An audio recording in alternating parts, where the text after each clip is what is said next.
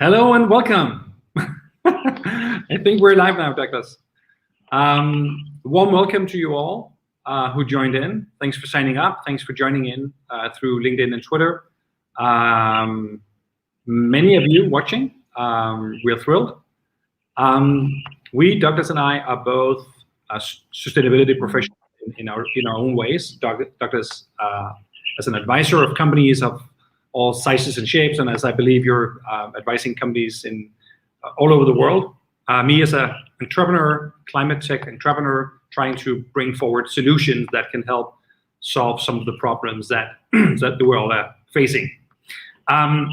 In our daily work, we are met with a lot of questions, and many of them the same. So we thought we'd put together a like a 30-minute crash course, if you will, on some of the emerging topics.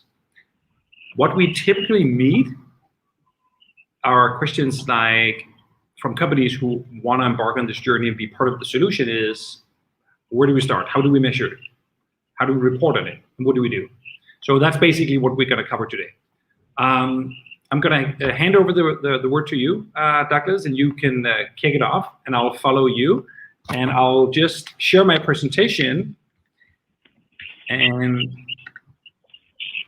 you will just let me know if I need to flip pages, right? Yep, we'll do.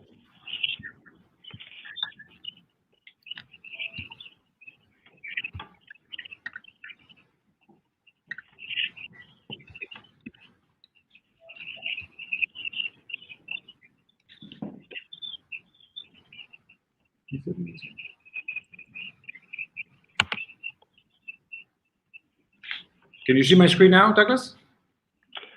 Not yet. Yes, it's coming up. It's coming up. Yep.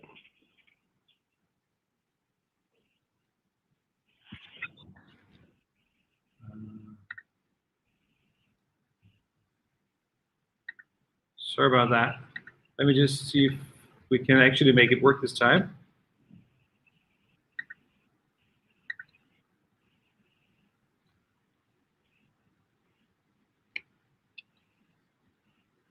All right, there it is. So over to you. Okay, great. Thanks, Christian, and thank you for the introduction, and both on the topic and both of us. In this first slide, I really want to go over that I've personally had the pleasure of, for nearly 2 decades, to have worked with numerous governments and companies in addressing greenhouse gas emissions, and the reporting and the reductions, which is, let's say, the main topic here, which is why we teamed up with Christian and Goodwings to sort of explain these main issues. So though governments have a tendency to make greenhouse gas emissions accounting and the reduction really complicated, companies very much would like a lower level of complication. And especially when it comes to small and medium-sized companies, which is, we'll talk a little bit later about that in the webinar in terms of resource use and so forth.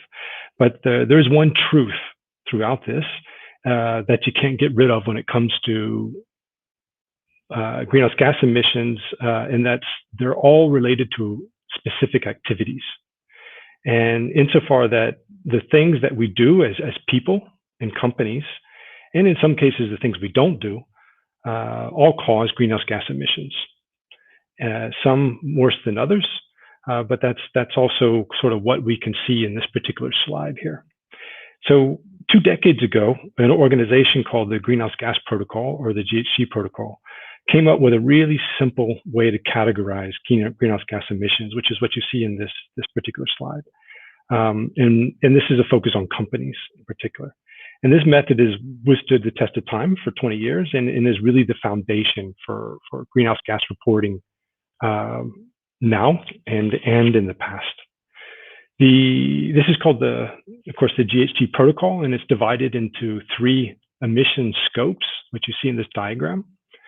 And the first scope focuses on direct emissions from activities of the company, such as burning fossil fuels for your company's energy use. For example, if you have a boiler or a heating system that you have to use gas or oil for, and your own vehicles, for example, that the company controls.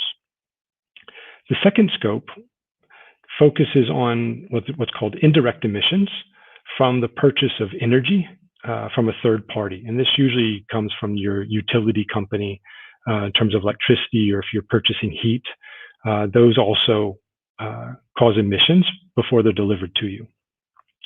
And the third scope focuses on indirect emissions, both from upstream activities of the company's suppliers and the supply chain, but also downstream activities. And this is the users of the different goods, including transport and disposal of the different things that we produce, which mainly addresses production companies, but service industry companies have a much minor impact on the downstream side. But taking these into account, we always recommend companies to start with what is close to them. So what is easy to control by the company. And this typically is the fuels that are used in your own transport, including electricity, heat, and cooling, and water use, for example, business travel, which Goodwings helps out with, and of course, waste. Then after you've figured out your boundary, you basically need to look at how are you going to measure your greenhouse gas emissions. And it's best to look into the past. So look at your utility bills and different elements of how that's built, and maybe look at what greenhouse gas emissions you may have in the future. So a projection into the future. And in doing this, you really want to first then address reducing your emissions internally on your own activities. And then if you can't do more because of different reasons, either cost or technology just isn't there, or you don't have any control over it, then we recommend to offset your emissions. And in this case, basically you can buy what they call carbon credits or carbon removals to offset in general. So please change the slide, Christian. So what does this really look like? So the first question that all companies have is, what will it take for me to measure my greenhouse gas emissions, both in terms of information, activities, and resource use? And at the same time, we also need to keep in mind that beyond measuring, we also need to keep in mind the company's brand and its reputation, and not to provoke bad press by, for example, greenwashing or being accused of greenwashing, but also to track its real focus, and then focus particularly on three things, which is integrity, control of activities, and resource use. If we look at the middle of this diagram, and it works in reverse, so look in the middle, basically you can see that from a company's greenhouse gas emissions reporting, they in the middle require the least amount of resource use, you have the most amount of control, and a fairly good amount of integrity. And this is, again, here in the middle where it says reporting of a company. But as you go from the middle of the diagram, particularly if you go, for example, upstream, where you have your different suppliers and their greenhouse gas emissions, your integrity actually drops a little bit in the type of information you can get. You definitely lose control of the activity because it's third parties doing it. But more importantly, the amount of resources you're going to use also becomes quite a good bit in order to track those greenhouse gas emissions. If you choose on the right side to look at your downstream emissions, and this is what basically after your service or product is delivered, again, your integrity doesn't increase a whole lot in terms of information. You again lose even more control than you do from the upstream side, and you requires a lot more resources as well to look at your downstream emissions. And it's really advanced companies who've done this for years who deal with both the upstream and the downstream, whereas the majority of companies focus on their own internal reporting. And there's a particular reason for that. That's because if your suppliers, particularly your upstream suppliers, already do a greenhouse gas reporting, they already have the numbers. So maybe they can deliver them to you, but they also may offset their emissions already as well. So that's why companies really tend to focus on the center. And then as they grow and advance, they get more information. Next slide, please, Christian. So to ensure integrity, we really recommend to use an international approach and methodology, which is what you see on the left side here. The greenhouse gas protocols is an example where they have different methodologies based on different types of business activities. And here you can calculate your company's greenhouse gas emissions using these types of standards. And they also have reliable calculation tools, which you can find dozens and dozens of these calculation tools. And for the most part, these are okay, but they're also generalized.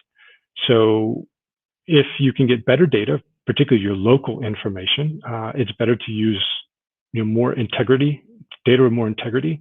And what that means then, if you know the emissions per kilowatt hour of electricity of your utility, because maybe they have wind, you may do better in terms of your emissions rather than using like a countrywide data, which may not be the same as your local information. Then after you calculate everything, again, we recommend reporting on international frameworks, both the CDP, which is a Carbon Disclosure Project, the GRI is another one. And these international frameworks allow you to report with some level of integrity, but more importantly, it allows for transparency and for comparability. So, your competing companies or companies within your sector or outside your sector, you can actually compare, what is the difference between the two, at least attempt to. And then finally, you come to your company greenhouse gas reporting, and this is where you report on your company's emissions, hopefully on this an international reporting framework. And then through that, you can show a level of integrity, and then decide how you're going to reduce in the future or use carbon removals in the future. And particularly, to hand it back over to Christian at Goodwings, particularly for some companies, particularly service industry companies, travel is a major emissions source, which is what Goodwings allows them to help out. So I hand it over to you, Christian.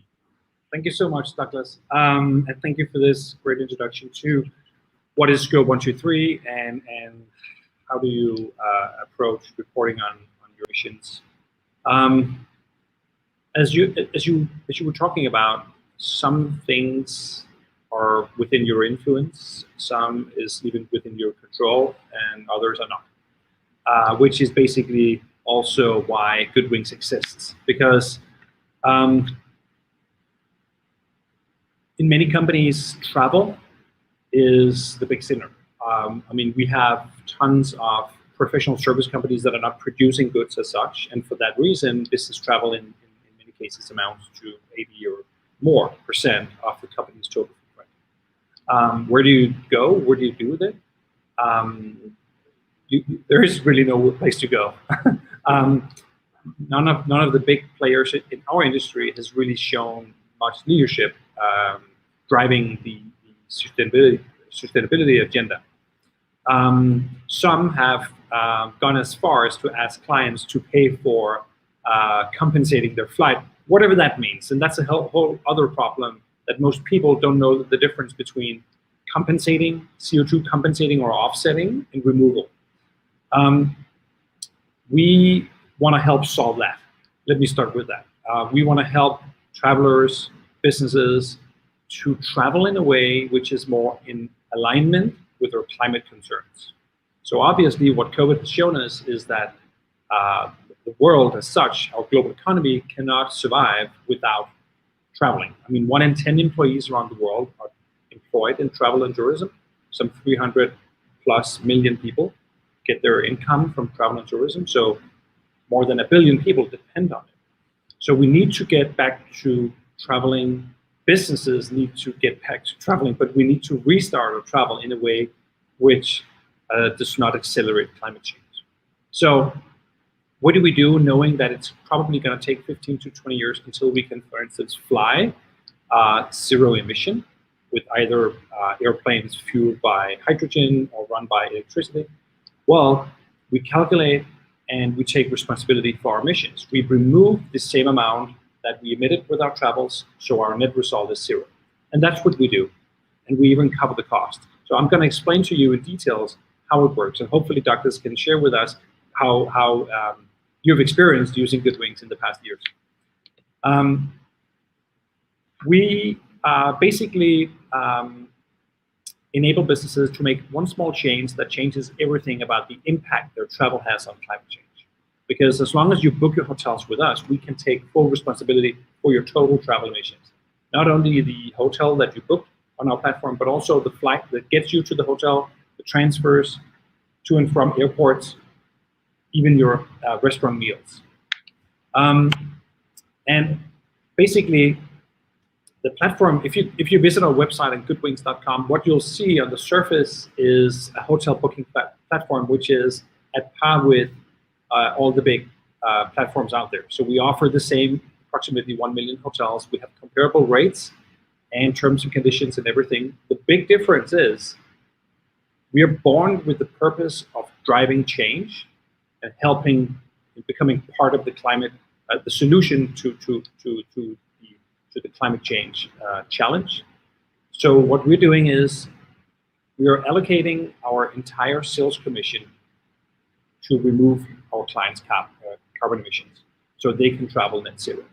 So you get the same hotels, same prices, but you also get to travel net zero without having to pay extra for it. Well, one of the questions that we always get is, well, how do you calculate our total travel emissions when you're only selling us the hotel? Basically, we have 2 data points on you. We can see from your IP address, plus minus 10 miles, where you're sitting in the world. So Douglas is sitting in Copenhagen, booking a hotel in New York. So based on those 2 data points, knowing how you get to the hotel, we can calculate your emissions associated with your travel. So once you have gone through the booking process of booking a hotel, which is as easy as scratching your neck, then on the checkout page, there's a carbon calculator, and you can go ahead and try and play with it. But basically, with a few clicks, we can measure the emissions from your transfers, your flight, your hotel, and your restaurant visits. So knowing that Douglas on a trip on an economy class ticket from Copenhagen to New York and return probably will emit around 2.5 tons. What do you do with it? Well, there are 2 ways basically to remove those emissions, either through technology. Some of you might have heard about new technological solutions like direct air capture, where you basically pull CO2 out of the atmosphere and store it on the ground. We have looked into these solutions. At the moment, it's still on a sort of prototype level. There are some facilities around the world, including on Iceland, where they have access to green energy from the underground. So it makes sense to have such a energy-intensive facility there. It's not really scalable at the moment, and it's quite costly. So for that reason too, both the UN and the EU encourages that carbon is removed nature-based. So nature-based carbon removal comes in quite a lot of shapes and forms. What we have chosen to do is to remove your carbon by planting trees. Not only planting trees, but investing in tree planting projects that are VCS verified. And what that means is that it's not just about getting trees into the soil, getting them planted, because you can find tons of those projects online these days. You can plant a tree for as little as 10 euros, and I saw the other day. But the chance of success for such a tree is obviously challenged, because you need money to make the forest thrive. You need to protect it. You need to get the local and the state government on board so they can make sure that this is a long-term project. Sorry for these pop-ups. Since it's a VCS verified project, it's long-term.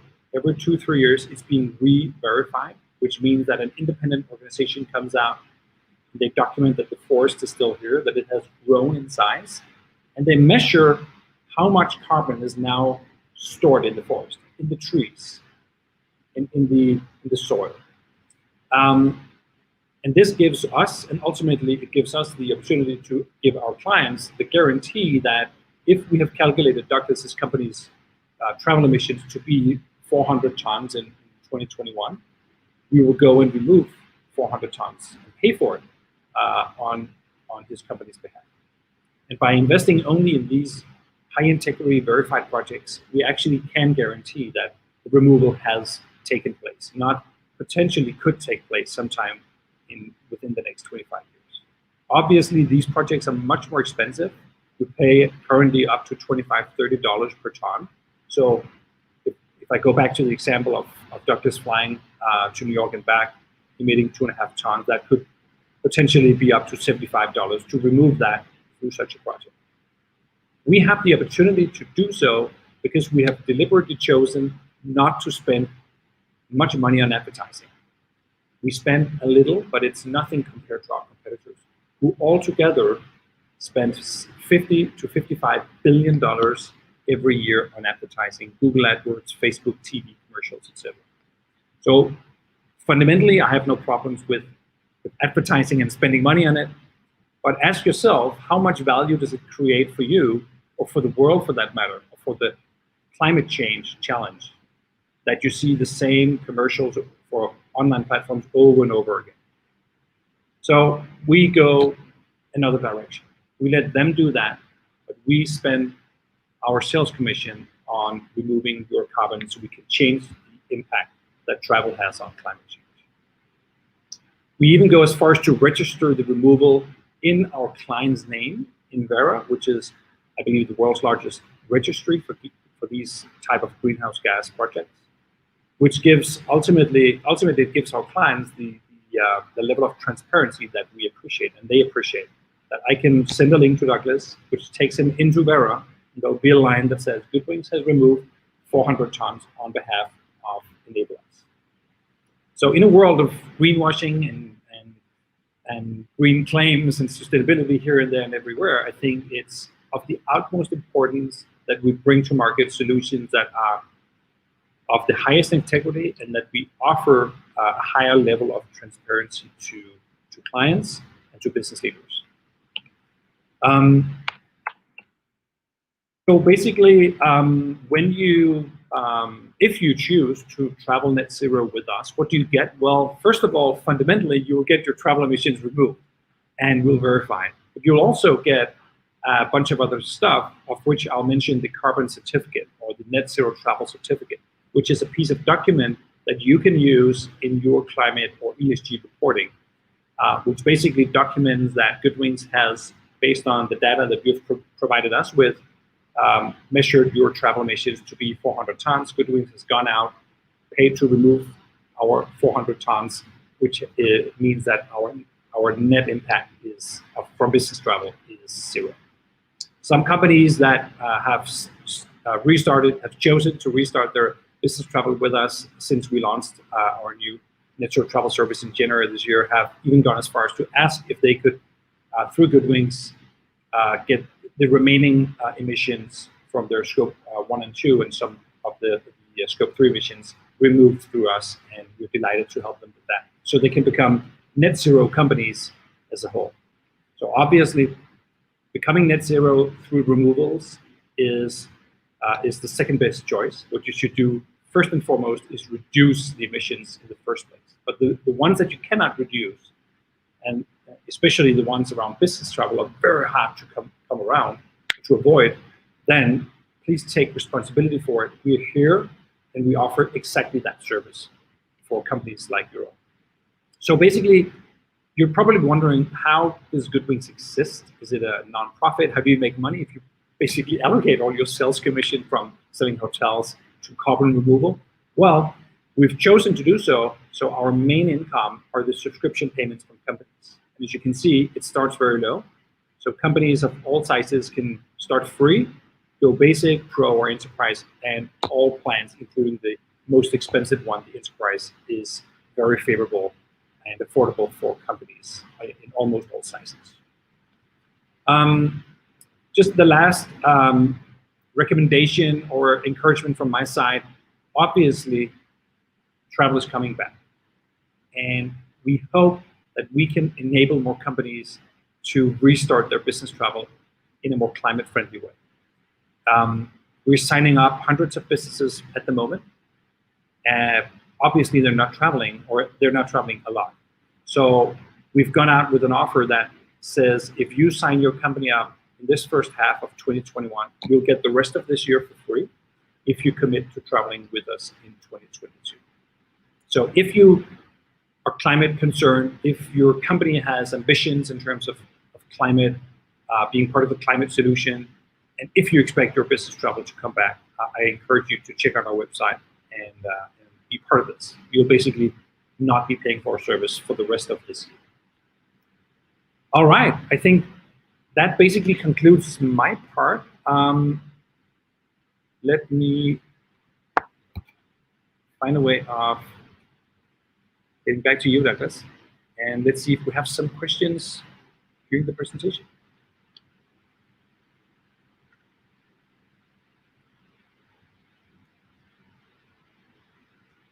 All right, so the first question is for you, Douglas. So yeah, take it away. Yeah, I mean, first I should say that we're a consulting company who works and has worked in 35 countries around the world. If you look at something, particularly our relationship with Goodwings, we've actually have been a client of Goodwings for some years. Our company and our teams have several hundred days of travel in a particular year. So, and for our greenhouse gas emissions, our travel is about 80 to 90% of our total greenhouse gas emissions. So it's a huge amount. We're graced that we're located in Copenhagen, Denmark. So therefore our electricity emissions and emissions from heat, these scope 2 emissions, are really low because we have a really high renewable energy ratio here. And we also have waste recycling and so forth in the Copenhagen area. So our other business emissions are quite low. So what we do is we account for our emissions, all of it, through a simple accounting method. But with Goodwings, it allows us actually to not spend extra time in figuring out how much is our emissions for travel, because the Goodwings system actually does that for us. And what I mean spends extra time is basically putting in all that data of, you know, how are you traveling by air? How are you getting to the airport from back and forth? What hotels are you using? What type of meals may you be eating? But all that can be done through Goodwings. So that actually reduces our workload by probably 50%. And then after we calculate all of this, we offset. And of course, Goodwings offers a really good offsetting mechanism based on removals, from which are forests that are planted, and not a different category, which are forests that are managed, like preventing rainforest. This one actually, with Goodwings, they actually produce new forests, which is a higher level of integrity. So that's an example of how we do it. Thank you, Douglas. In the meantime, I think I got a question here in the chat. Oh, it's popping up here. You talked about the Goodwings business model being unique. How is Goodwings different from other hotel booking sites? So thank you so much for this question. I think all founders, all entrepreneurs believe that their own business and business model is unique. I don't think I differ from that. I think we're different from all other hotel booking sites in the fact that we offer what we do, offer clients to travel net zero. I think of the hundreds of booking sites I've come across, I've maybe seen one or two airlines offering, only one airline offering to compensate the entire trip as part of the price. Most ask the client to pay for it. And the problem is that in the last 10 years, with the digitalization of travel, becoming an online travel thing, we're only looking at price. The price comparison websites has had the effect of giving access to giving an overview and transparency in terms of where can I get the cheapest plane ticket, a hotel room. But in reality, the prices never really change, are not that far from each other in most cases. But what it has created is what I would almost call a monster, where even the most climate-centric businesses and travelers as such only look for price when they travel with their family and friends or for business. So offering compensation or other ways of offsetting your emissions as a premium, something you have to pay for, is never going to fly. You need to find a way of including it in your business model. So you need to carve out another element in your cost structure, so you can basically offer the same product at the same price level.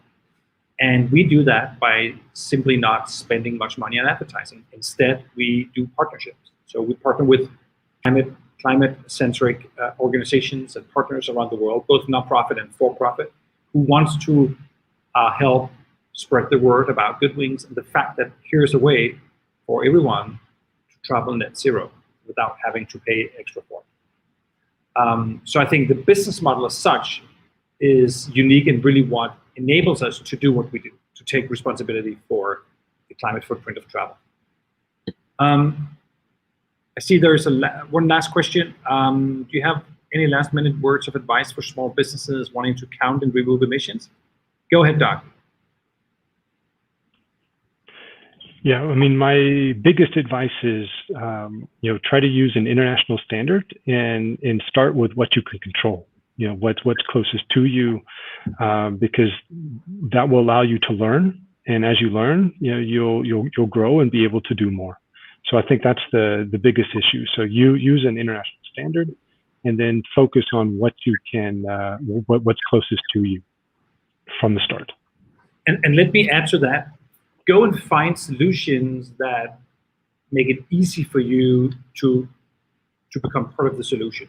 I mean, we're one, but there are many amazing. I mean, go and check out the B Corp directory. Go and check out bcorporation.net, I believe, where you will find a list of 4,000 companies who are born with a purpose and who in many different ways contribute to a more sustainable future for people and planet. And in many cases, you don't even have to pay extra for it. The level of innovation is really inspiring. There's so many ways out there to, make your consumption, what you buy as an individual or as a company matter. So go and check that out. All right, I think that will be the last question. On behalf of the both of us, thank you so much to all of you watching. Do reach out to us, connect on LinkedIn. And if you have any questions, I'm sure both Doug and I will be happy to answer. Have a great day. Thank you so much.